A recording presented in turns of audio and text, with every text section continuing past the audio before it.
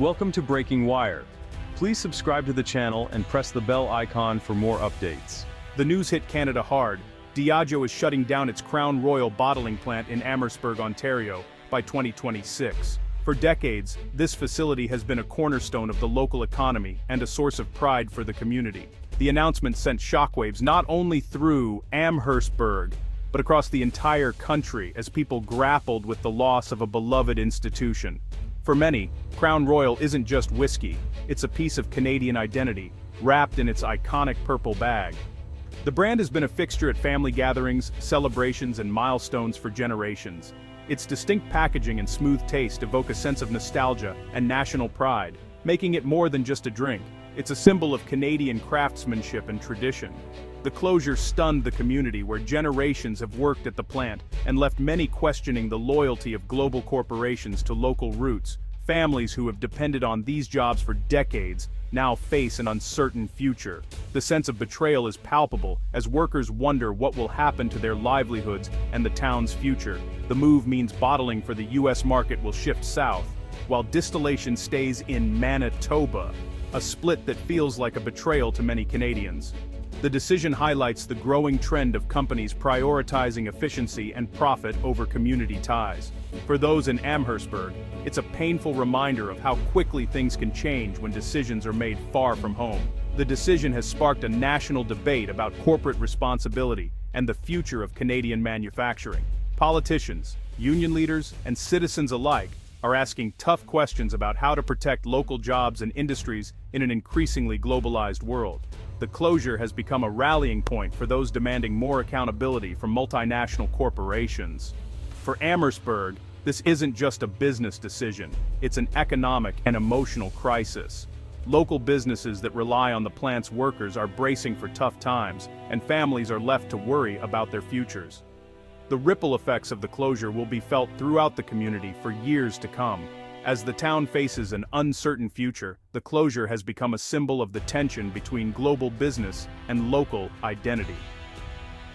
Amherstburg's story is now part of a larger conversation about what it means to protect the heart and soul of Canadian communities in a rapidly changing world.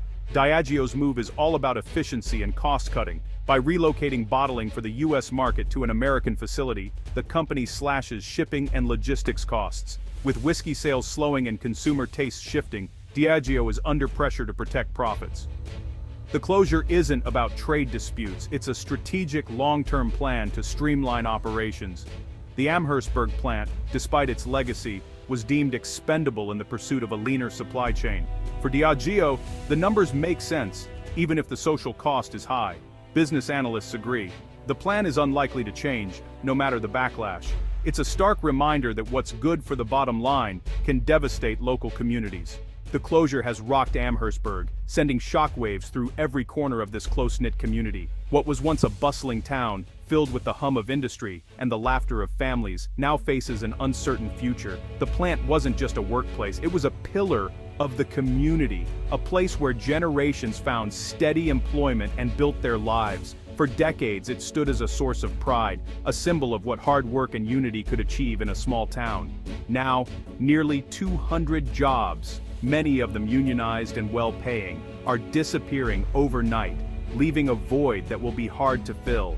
Families who depended on these jobs are left anxious and fearful about their future, wondering how they'll pay bills, support their children, and remain in the town they love. Mayor Michael Prue has voiced the town's deep sense of betrayal, expressing the heartbreak felt by so many residents. He called the loss a devastating blow, not just to the local economy, but to the very spirit and identity of Amherstburg. The plant's looming shutdown is more than just lost paychecks. It represents the end of a way of life for many, and the loss of a community anchor. For generations, families have worked side by side in this factory, passing down skills and stories, creating a legacy that now seems at risk of fading away. Local leaders and unions are scrambling to support affected employees, organizing meetings and searching for new opportunities. But in a small town, options are painfully limited. This crisis exposes the vulnerability of towns that rely so heavily on a single major employer, highlighting the urgent need for economic diversification. The ripple effects will be felt far beyond the factory walls, hitting local businesses, shrinking municipal budgets, and threatening the very fabric of the town's identity. Now, Amherstburg faces the daunting task of coming together, rebuilding, and finding hope after losing a trusted partner that helped define its past and present. Ontario Premier Doug Ford responded with outrage, publicly condemning Diageo's decision as heartless and deeply irresponsible. He didn't hold back, calling the move a betrayal of loyal workers and their families, and accusing the company of putting profits over people. Ford's voice shook with emotion as he described the impact on the Amherstburg community, emphasizing that these were not just numbers on a balance sheet, but real lives being upended. In a dramatic and symbolic protest, Ford poured Crown Royal whiskey down the drain in front of cameras, sending a powerful message to both the company and the public.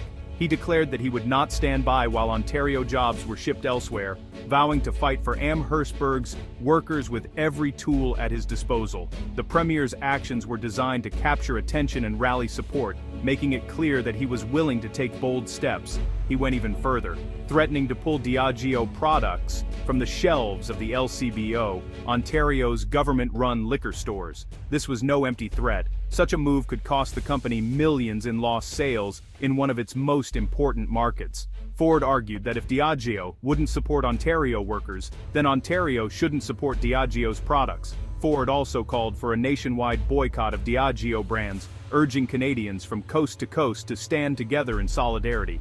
He framed the issue as a matter of national pride and economic justice, saying that Canadians needed to send a message that their communities could not be abandoned without consequences. His fiery stance quickly turned what could have been a quiet local closure into a major national political battle. News outlets across the country picked up the story, and Ford's passionate defense of workers became a rallying cry for many. The Premier's actions resonated deeply with Canadians who felt betrayed by the company's move. Many saw themselves in the workers of Amherstburg, worried that their own jobs could be next if big corporations were allowed to act without accountability. Ford positioned himself as a staunch defender of workers, standing shoulder to shoulder with those affected and promising to fight back against global corporate interests. He made it clear that he would not let Ontario's working families be left behind. Thanks to his forceful response, the closure of the Crown Royal plant remained in the national spotlight, sparking conversations about corporate responsibility, government action, and the future of Canadian manufacturing.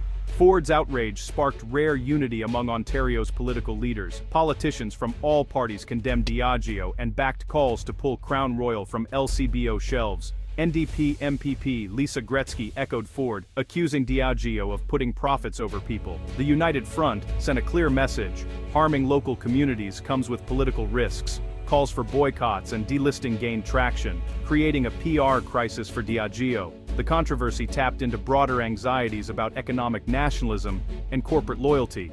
The backlash showed the power of collective action, political and consumer-driven, against multinational decisions. The closure became a case study in the clash between global capitalism and local interests. Under fire, Diageo insisted it remains committed to Canada. The company highlighted its ongoing investments and continued operations in Manitoba and Quebec. Diageo pointed to $150 million invested in Canadian facilities since 2021 and its role as a major employer. The company stressed that Crown Royal will still be distilled in Canada, with Quebec handling bottling for Canadian and international markets. Diageo framed the closure as a tough but necessary step in a broader strategy, not a retreat from Canada. The company's message: it's adapting for the future, not abandoning its Canadian roots. Whether this reassurance will restore public trust remains to be seen. With the plant's closure looming, Amherstburg faces a tough road ahead. Local leaders are urgently seeking new investors to repurpose the facility and replace lost jobs. Hopes for Diageo to reverse course are slim, so the focus is on economic recovery and reinvention. The town must move beyond its Crown Royal legacy, diversifying its economy to avoid future shocks. Efforts include supporting small businesses, attracting new industries, and retraining workers. The community's resilience will be tested, but leaders are determined to write a new chapter. The closure is a painful blow, but Amherstburg is fighting to turn crisis into opportunity. Their journey will stand as a testament to the strength of small towns facing global change.